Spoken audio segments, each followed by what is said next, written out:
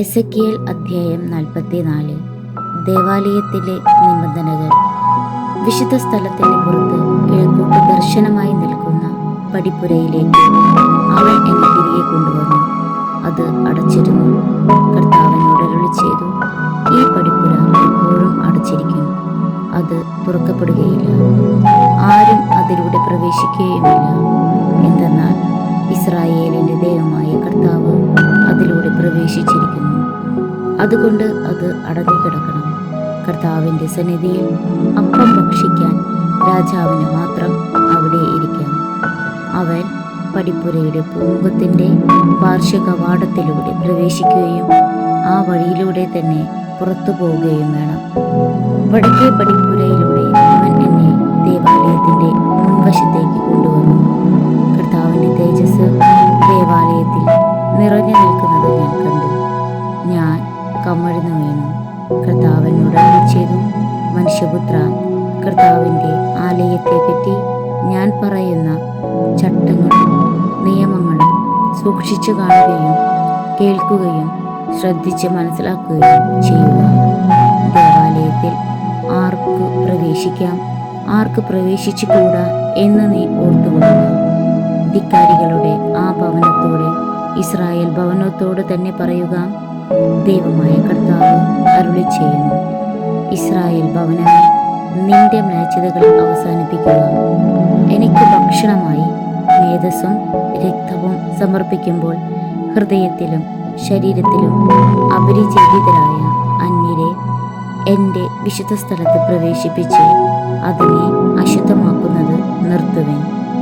എല്ലാവിധ മ്ലേച്ഛതകൾക്ക് ഉപരി നിങ്ങൾ എൻ്റെ ഉടമ്പടി ലംഘിച്ചിരിക്കുന്നു. നിങ്ങൾ എൻ്റെ വിശുദ്ധ വസ്തുക്കൾ സൂക്ഷിച്ചില്ല.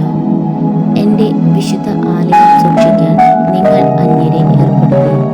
ദൈവമായ കർത്താവ് അരുളി ചെയ്യുന്നു, ഇസ്രായേൽക്കാരുടെ ഇടയിലുള്ള ഹൃദയത്തിലും ശരീരത്തിലും അപരിചിതരായ അന്യരാരും എൻ്റെ വിശുദ്ധ സ്ഥലത്ത് പ്രവേശിക്കരുത്.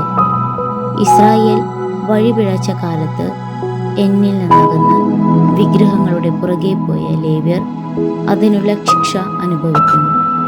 ദേവാലയത്തിൻ്റെ പടിപ്പുര കാവൽക്കാരെയും ദേവാലയത്തിലെ പരിചാരകരായി അവർ എൻ്റെ വിശുദ്ധ സ്ഥലത്ത് ശുശ്രൂഷകരായിരിക്കും.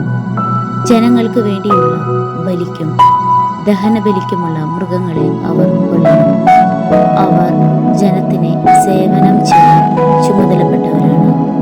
അവർ വിഗ്രഹങ്ങളുടെ മുമ്പിൽ ശുശ്രൂഷ ചെയ്തുകൊണ്ട് ഇസ്രായേൽ ഭവനത്തിന് പാപഹേതുവായി തീർന്നതിനാൽ ഞാൻ ശപഥം ചെയ്തിരിക്കുന്നു. അവർ തങ്ങൾക്കുള്ള ശിക്ഷ അനുഭവിക്കും. ദൈവമായ കർത്താവ് അരുളി ചെയ്യുന്നു, എനിക്ക് പുരോഹിത ശുശ്രൂഷ ചെയ്യാൻ എന്നെയോ എൻ്റെ വിശുദ്ധവും അതിവിശുദ്ധവുമായ വസ്തുക്കളെയോ അവർ സമീപിക്കരുത്. തങ്ങളുടെ മ്ലേച്ഛതകൾ നിമിത്തം അവർ അപമാനം സഹിക്കണം. എന്നാലും ദേവാലയത്തിൻ്റെ സൂക്ഷിപ്പിനും സേവനത്തിനും അതല്ലേ മറ്റെല്ലാ ജോലികൾക്കും ഞാൻ അവരെ നിയമിക്കും. ഇസ്രായേൽ ജനത എന്നിൽ നിന്ന് വഴിതെറ്റിയപ്പോൾ എൻ്റെ വിശുദ്ധ സ്ഥലത്തിൻ്റെ സൂക്ഷിപ്പുകാരായിരുന്ന സാദോക്കിൻ്റെ പുത്രന്മാരായ ലേവ്യ പുരോഹിതന്മാർ എൻ്റെ അടുക്കൽ വന്ന് എന്നെ ശുശ്രൂഷിക്കണം. മേധസ്സും രക്തവും എനിക്ക് സമർപ്പിക്കുന്നതിന് അവർ എൻ്റെ മുമ്പിൽ നിൽക്കണം. ദൈവമായ കർത്താവ് അരുളി ചെയ്യുന്നു, അവർ എൻ്റെ വിശുദ്ധ മന്ദിരത്തിൽ പ്രവേശിക്കുകയും എൻ്റെ മേശയെ സമീപിച്ച് എനിക്കുള്ള ശുശ്രൂഷകൾ അനുഷ്ഠിക്കുകയും വേണം. അകത്തെ അങ്കണത്തിലെ പടിപ്പുരകളിൽ പ്രവേശിക്കുമ്പോൾ അവർ ചണവസ്ത്രങ്ങൾ ധരിച്ചിരിക്കണം. അവിടെയും ദേവാലയത്തിനകത്തും എനിക്ക് ശുശ്രൂഷ ചെയ്യുമ്പോൾ രോമം കൊണ്ടുള്ളതൊന്നും അവർ ധരിക്കരുത്. അവരുടെ തലപ്പാവും കാൽച്ചട്ടയും ചണം കൊണ്ടുള്ളതായിരിക്കണം. വിയർപ്പുണ്ടാക്കുന്ന യാതൊന്നും അവർ ധരിക്കരുത്. അവർ പുറത്തെ അങ്കണത്തിൽ ജനങ്ങളുടെ അടുത്തേക്ക് പോകുമ്പോൾ തങ്ങൾ ശുശ്രൂഷയ്ക്ക് ഉപയോഗിച്ചിരിക്കുന്ന വസ്ത്രങ്ങൾ അഴിച്ച് വിശുദ്ധമായ മുറികളിൽ വയ്ക്കണം. തങ്ങളുടെ വസ്ത്രത്തിൽ നിന്ന് വിശുദ്ധി ജനങ്ങളിലേക്ക് പകരാതിരിക്കേണ്ടതിന് അവർ മറ്റു വസ്ത്രങ്ങൾ ധരിക്കണം. അവർ തലമുണ്ടനം ചെയ്യുകയോ മുടി നീട്ടുകയോ ചെയ്യാതെ കത്രിക്കുക മാത്രമേ ചെയ്യാവൂ. അകത്തെ അങ്കണത്തിൽ പ്രവേശിപ്പിക്കുമ്പോൾ പുരോഹിതൻ വീഞ്ഞു കുടിച്ചിരിക്കരുത്. അവർ വിധവയെയോ ഉപേക്ഷിക്കപ്പെട്ടവളെയോ വിവാഹം ചെയ്യരുത്.